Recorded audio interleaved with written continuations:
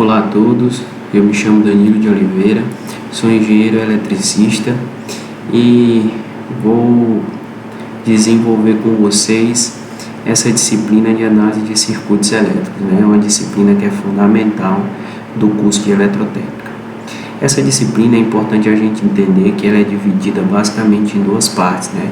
Análise de circuito em corrente contínua e análise de circuito em corrente alternada. Embora as correntes e tensões tenham essas características e diferenças, a maneira de analisar e as regras básicas e os teoremas básicos são aplicados nos dois tipos de circuito. E nós vamos iniciar aqui pela análise de circuito em corrente contínua. A primeira característica da análise de circuito em corrente contínua é entender que em corrente contínua frequência é sempre igual a zero e a defasagem angular entre tensão e corrente é inexistente. O fato de não haver defasagem angular entre essas duas grandezas vai fazer com que eles sempre sejam representados através de números reais, certo? Então, a análise de corrente contínua ela se torna uma análise mais simples, porque a gente vai estar trabalhando sempre com números reais e sem ângulos ou defasagem angulares. E a gente vai ver isso mais à frente. Bem, as leis fundamentais, primordiais dos circuitos elétricos são as leis de Ohm. Elas são divididas em duas leis básicas, mas nesse primeiro momento a gente vai focar no entendimento e no estudo da primeira lei de Ohm. Essa primeira lei de Ohm, ela estabelece que a tensão em um dispositivo ela é igual à resistência elétrica desse dispositivo vezes a corrente elétrica desse dispositivo. Então, essa lei determina que a tensão ela vai ser igual ao produto da resistência pela corrente. E aí, a gente vai fazer o desenrolar dessa disciplina sempre resolvendo alguns exercícios. E vamos observar aqui o primeiro exercício. Então ele fala: um fio de cobre, ao ser submetido a uma tensão de 24 volts, deixa passar por ele uma corrente de 0,2 ampere. E aí ele pergunta qual o valor da resistência do fio.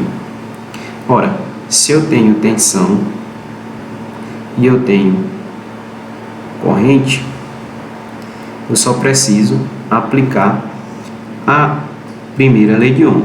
A primeira lei diz que a tensão ela é igual a resistência vezes a corrente. E aí eu observo que a tensão vale 24 volts, a resistência é o que eu estou procurando e a corrente é 0,2 volts. Resolvendo essa equação, R é igual a 24 dividido por 0,2. Isso vai me dar um valor de, resolvendo aqui, 24 dividido por 0,2, nós temos 120 ohm, que é a unidade de medida da resistência elétrica. Então, sabendo os parâmetros de corrente e tensão em um corpo, eu sou capaz de determinar a resistência do mesmo, ok? Avançando um pouco mais, é importante que a gente conheça algumas formas de calcular a corrente elétrica em um circuito elétrico. E aí, a gente pode dividir a potência elétrica como potência gerada, né, que vai ser a fornecida pela fonte, onde ela vai ser o produto da tensão vezes a corrente, e a potência dissipada, geralmente dissipada pelas resistências. E aí, o cálculo da potência dissipada, eu vou ter que potência é igual a resistência vezes corrente ao quadrado, ou potência é igual a tensão ao quadrado dividido pela resistência. E aqui, dois exemplos básicos, né? Uma lâmpada tem as seguintes especificações: 120 volts e uma potência de 60 watts. Então, calcular primeiramente a intensidade da corrente elétrica é simples. Se eu tenho potência igual a tensão vezes corrente, eu sei que a minha potência é 60, a minha tensão é 120. Com isso eu vou encontrar a intensidade da minha corrente elétrica. Então, a minha corrente elétrica, ela vai ser 60, e eu vou passar o 120 dividindo.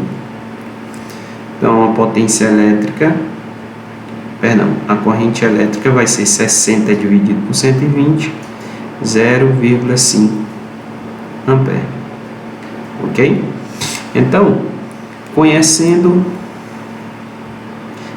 a tensão e a potência de qualquer equipamento, eu posso determinar a corrente que atravessa esse equipamento. Agora nós vamos observar como calcular, por exemplo, a potência dissipada em um componente. Então, a gente tem aqui um resistor, tem 100 ohms. Calcule a potência dissipada em calor quando esse resistor é submetido a uma tensão de 10 volts. Então eu vou lá para a fórmula da potência dissipada. Eu tenho tensão e resistência. Então a fórmula que eu vou utilizar é potência é igual a tensão ao quadrado dividido pela resistência.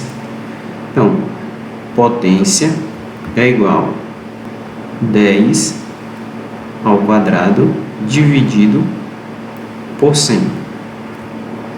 Potência é igual a 10 ao quadrado é 100, dividido por 100, a potência dissipada é igual a 1, lembrando da unidade de medida, watts. Então, de maneira bem simples, a gente também consegue calcular o valor da potência dissipada nesse resistor.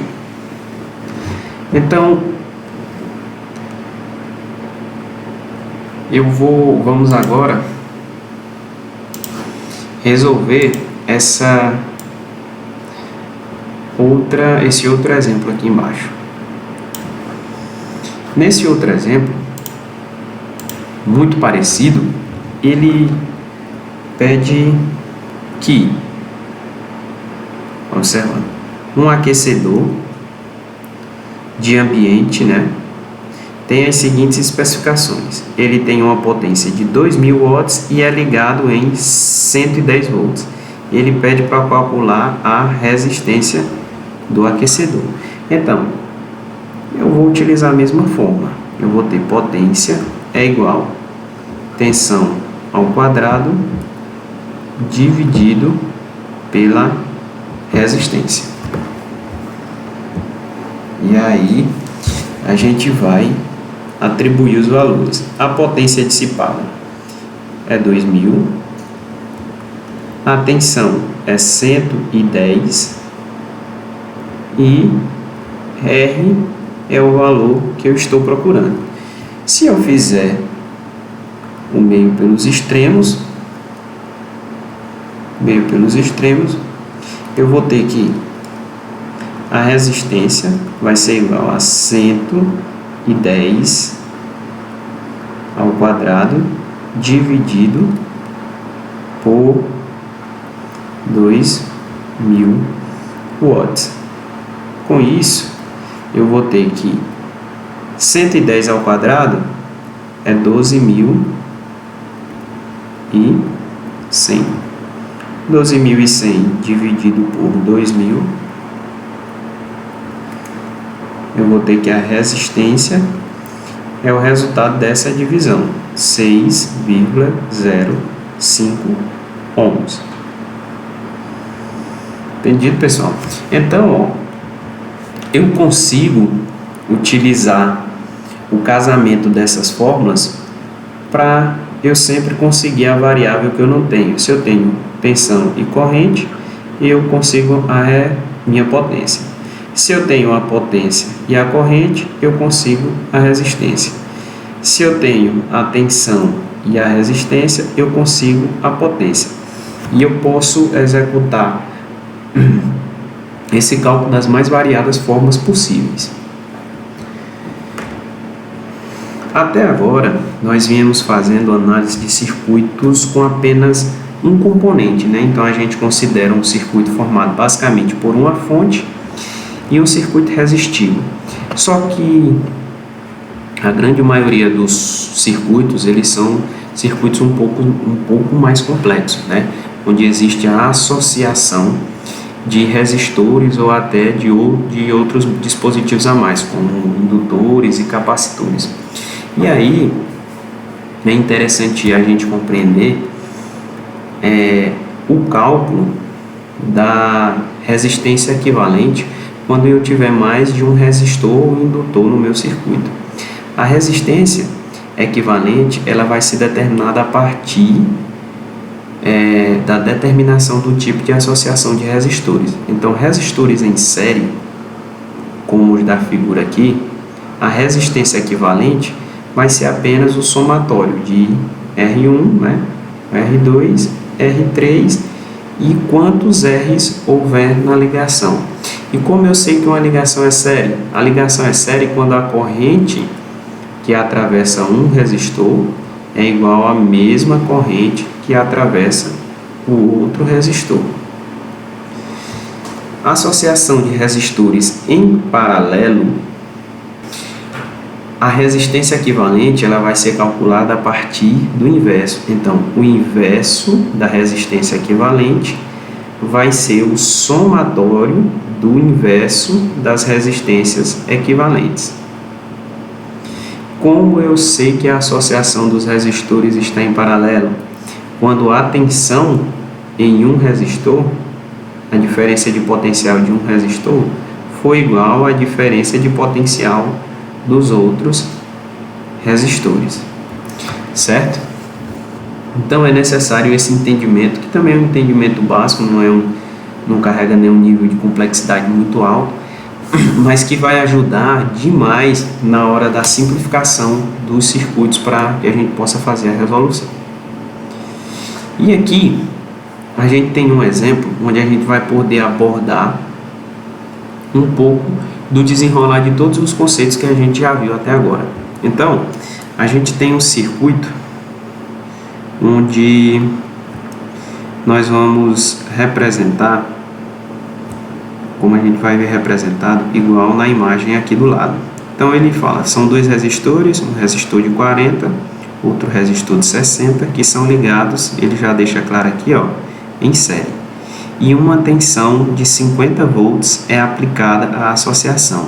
Pede-se, primeiro ponto, a resistência equivalente. Bem, a resistência equivalente, vamos aqui a letra A, né? Como a gente viu, para calcular a resistência equivalente, o primeiro ponto é saber que tipo de ligação é. Na questão, ele deixa claro que é associação em série. Mas caso não viesse escrito, a partir da visualização do circuito, eu posso determinar que essa associação é de série.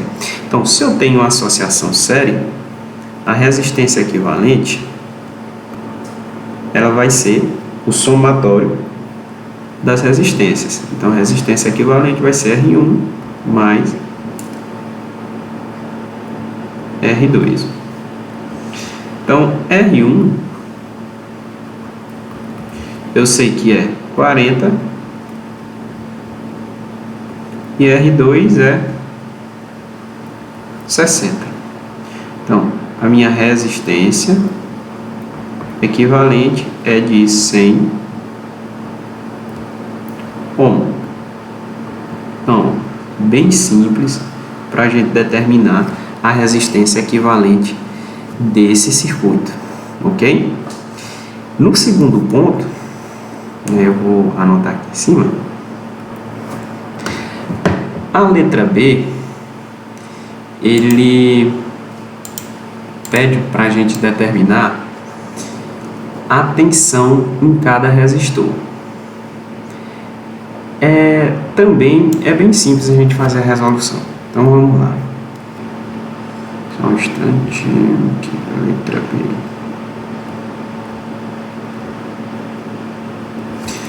A letra B pede a tensão nos dois resistores. Bem, eu poderia resolver isso a partir de um divisor de tensão, mas eu vou fazer de uma forma mais detalhada. Então, eu sei que tensão é igual resistência vezes corrente. Eu sei que a tensão aplicada é 50 volts e que a resistência total desse circuito é 100 ohms, como nós havíamos calculado. Resolvendo essa equação simples aqui, nós sabemos que 50 tensão dividido por 100. Vamos ver que nossa corrente é de 0,5 ampere. Então, a corrente fornecida pela fonte, ela é 0,5 ampere. Bem, se eu observar, a corrente sai da fonte, vai passar no resistor 1 e vai passar no resistor 2 e retornar para a fonte. Assim como é determinado aqui, porque ele especifica que o circuito é série. Circuito série, mesma corrente em todos os componentes. Então, para calcular a tensão de R1, eu tenho R1 vezes a corrente. Então, a tensão de R1, ela é 40, que é o valor de R1, vezes 0,5 ampere. Então, a tensão de R1, ela vai ser 40 vezes 40 vezes 0,5, 20 ohm. E agora vamos calcular a tensão de R2, que é R2 vezes a corrente, que é a mesma porque o circuito está em série. Então, a tensão de R2, ela vai ser a resistência 2, que é 60 vezes 0,5. Tensão de R2 é 60 vezes 0,5, 30. Então, tensão no resistor 1, 20.